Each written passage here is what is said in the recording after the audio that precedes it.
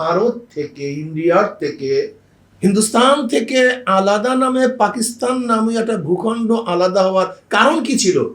দ্বিতীয় কোনো কারণ নেই, শুধু একটাই কারণ, ওরা সংখ্যাগরিষ্ঠ মুসলমান, আমরা সংখ্যাগরিষ্ঠ মুসলমান।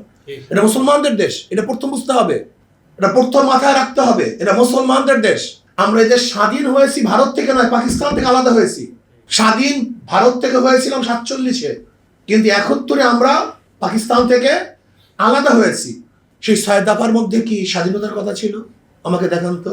6 দফার মধ্যে, যে 6 দফার ভিত্তিতে 70-এ আওয়ামী লীগ 160টা সিট পেয়েছিল, সেখানে কি কোন 6 দফার মধ্যে স্বাধীনতার একটা বক্তব্য ছিল? 11 দফার মধ্যে, 18 দফার মধ্যে, 21 দফার মধ্যে কোন দফার মধ্যে স্বাধীনতার কথা ছিল না। সেখানে ছিল আমাদের অধিকার। 6 দফার মধ্যে পূর্ব পাকিস্তানের মানুষের অধিকার, 11 দফার মধ্যে পূর্ব পাকিস্তানের মানুষের অধিকার, 18 দফার মধ্যে পূর্ব পাকিস্তানের মানুষের অধিকার, 21 দফার মধ্যে অধিকার আমরা চেয়েছিলাম। সেই অধিকারের ভিত্তিতে এদেশের মানুষ, যেখানে ভুট্টো সাহেবের দলের একটা সিটও এই দেশ থেকে পায় নাই, একটাও না, সব পেয়েছে আওয়ামী লীগ। 160টা সিট পেয়েছিল। সরকার গঠন কি করবে? আওয়ামী লীগ, যেহেতু সংখ্যাগরিষ্ঠ। বাস, সংখ্যাগরিষ্ঠ ভোট পাওয়ার পরেও যখন তাকে ক্ষমতায় বসাবার জন্য তারা তাল বাহানা করছিল, ভোটের মর্যাদা রক্ষা করতে পারে নাই, ভোটের মর্যাদা দিতে পারে নাই। যদি তৎকালীন সময় আওয়ামী লীগকে ক্ষমতায় বসায়, তাহলে বুদ্ধিমানদের কাছে, জ্ঞানীদের কাছে আমি প্রশ্ন করতে চাই, তাহলে কি তখন সংগ্রাম শুরু হইতো পাকিস্তানের থেকে আলাদা হওয়ার জন্য? আমাকে বলুন।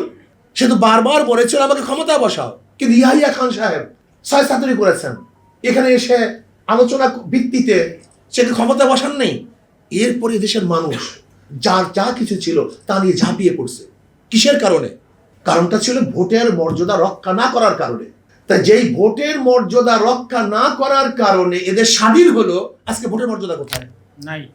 আমাকে বলুন, আজকে ভোটের গুরুত্ব কোথায়? যেই ভোটের মর্যাদা না দেওয়ার কারণে আমরা অস্ত্র ধারণ করেছি ভোটের অধিকার প্রয়োগ করার জন্য, ভোট দেওয়ার জন্য, আমার বাক শক্তিকে পাওয়ার জন্য, আমার চাকরি পাওয়ার জন্য। আমরা কি স্লোগান দিয়েছিলাম তৎকালীন সময়? যে চাল উৎপাদন করে আমরা নিয়ে যায় পাকিস্তান, বড় চাকরি তাদের, ছোট চাকরি আমাদের। তারা ভালো খায়, আমরা খারাপ খাই। কাগজের মিল আমাদের, তারা কম দামে বিক্রি করে আর আমরা বেশি দামে বিক্রি করি। চাল উৎপাদন করি আমরা, তারা কম দামে খায়, আমরা বেশি দামে খাই। এইগুলি তো স্লোগান ছিল। কিন্তু আজকে কি দেখতেছি? চাকরি কাদের? আওয়ামী লীগের। জনগণের চাকরি নেই। আজকে পদোন্নতি কাদের? আওয়ামী লীগের। জনগণের পদোন্নতি নেই। আজকে ভালো খায় কারা? আওয়ামী লীগ। সাধারণ মানুষ খেতে পারে না।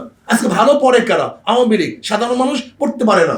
আজকে সাধারণ মানুষ ক্ষুধার তাড়নায় তাদের বাচ্চা বিক্রি করে দেয় বাংলাদেশে।